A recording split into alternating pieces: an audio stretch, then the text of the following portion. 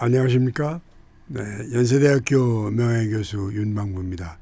현재는 아산 천안 충무병원 재단 회장 겸 진료의사로 일하고 있습니다. 반갑습니다. 건강이라는 것은 다시 말해서 굉장히 주관적인 겁니다. 또 그러면서 객관적인 거고 신체적으로, 정신적으로, 사회적으로 큰 문제 없이 사는 거, 이게 건강한 삶이라고 저는 생각하고 있습니다.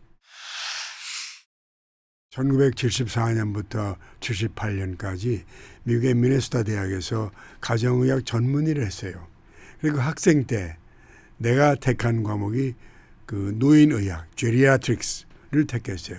74년도부터 얘기가 되는 거죠. 그때 느낀 거는 이 노인의학은 굉장히 다양한 전문의가 얘기하는 거다. 예를 들어서 정신과 또는 신경과, 가정의학과, 이 다양한, 그러면서 또 의사 아닌 다양한 사람들이 같이 모여서 하는 거다는 생각을 가져서 한국에 와서 제가 85년도에 23번째 가정의학과 전문 과목을 만들었어요. 그래서 소위 명실상부해서 나를 사람들이 한국 가정의학의 창시자 이렇게 얘기합니다. 명예스럽게 생각합니다.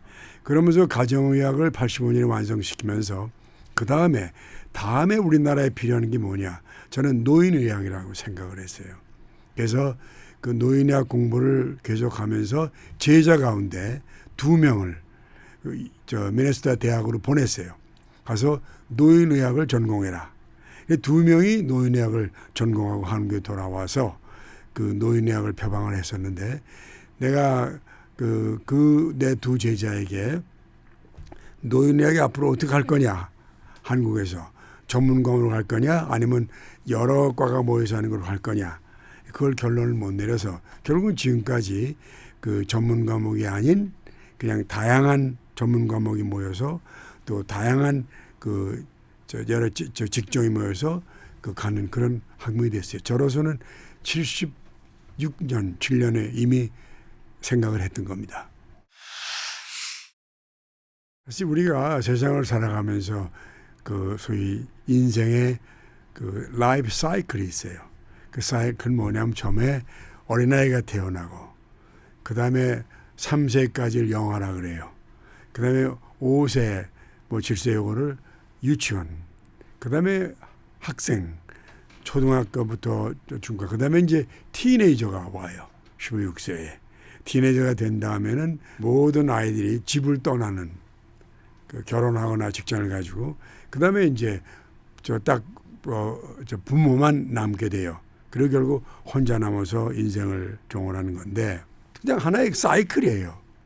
단절된 그런 것이 아니라고요. 근데 많은 사람들은 마치 노화는 무슨 단절된 어떤 일정한 기간을 생각해요.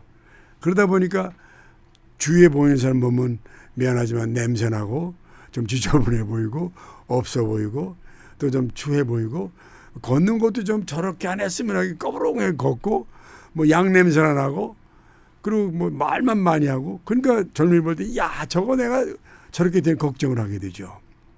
그런데 이제 그렇게 걱정하다 보니까 아이고 내가 이거 늙는 거 아니야? 나는 언제 늙는 일 걱정을 하게 됩니다.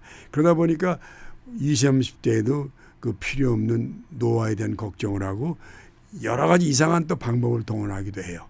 근데 결론적으로 말씀드리면 노화는 필연적인 것은 아니에요. 개인마다 차이가 나고, 노화는 어떤 인생의 일정 기간이 아니에요. 또 청년은 무슨 어떤 일정한 게 특수한 기간이 아니에요. 연결이 되는 건 마음이에요. 그러니까 만약 예를 들어서 나이가 들었지만 그 생물학적인 어쩔 수 없죠.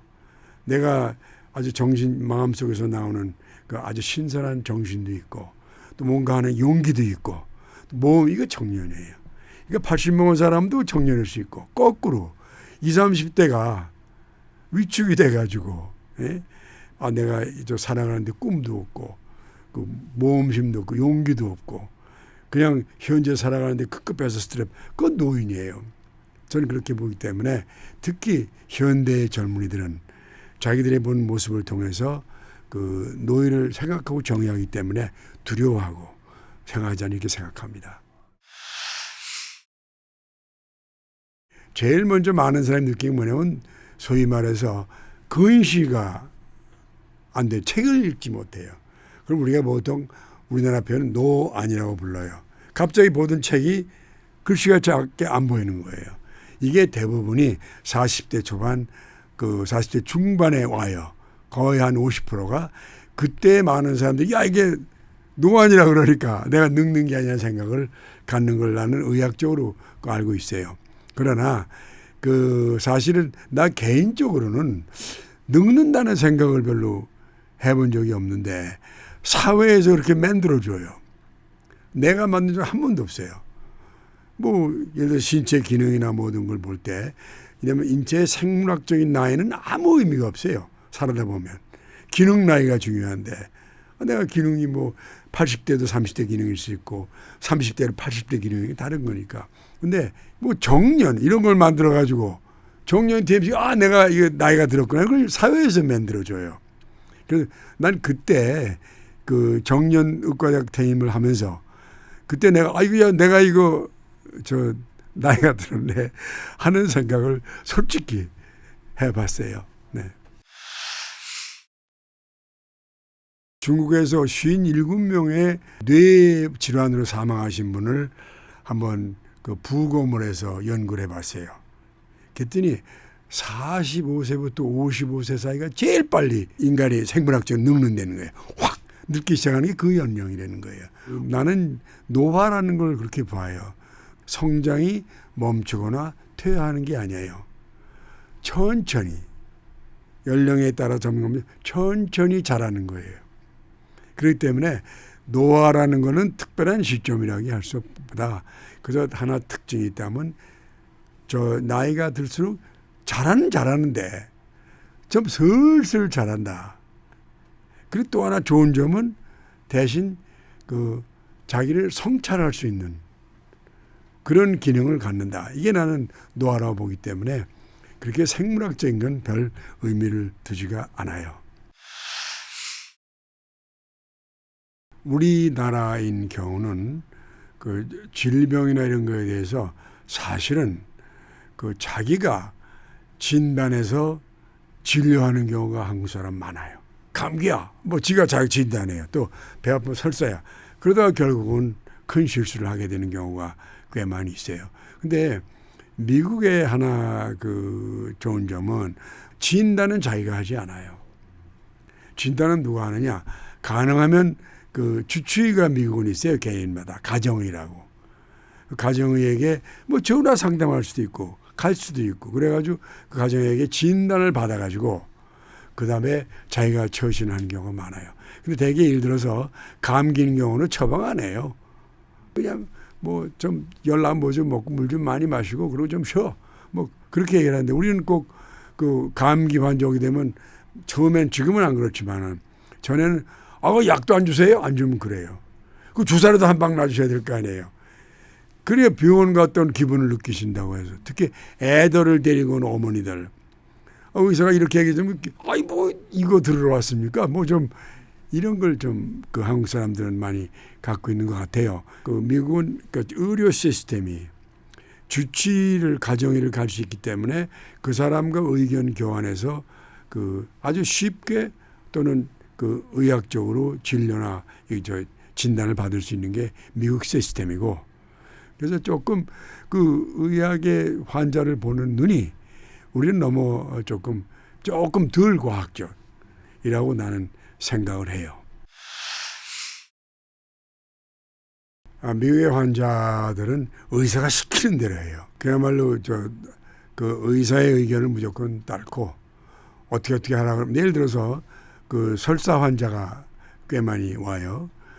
내가 어떻게 하냐면 이렇게 보고 이거 설사는 대개 원인이 바이러스니까 약이 없어. 굶어요 편안하게. 그리고 코크,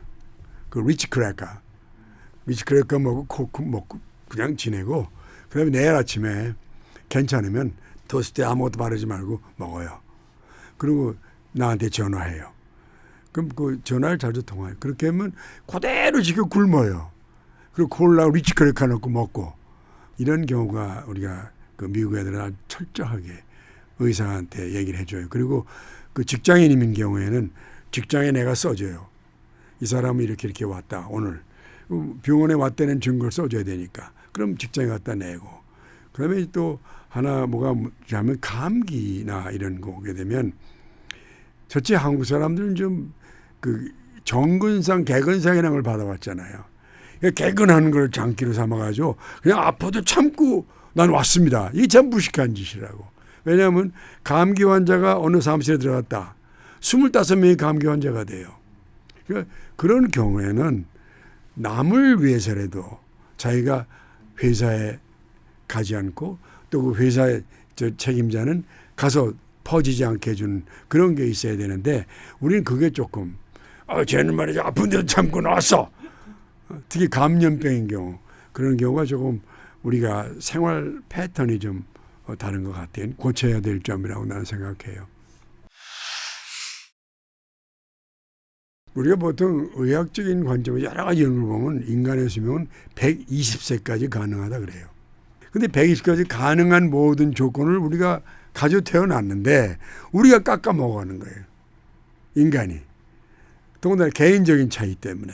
그래서 결국 말해서 그 수명이 120세보다 줄어드는데 그 수명 가운데 영향을 미치는 게 뭐가 있냐면 아까 얘기한 영양 상태 또 그 사회적인 발전, 의학적인 발전 이게 굉장히 그 발전하거든요.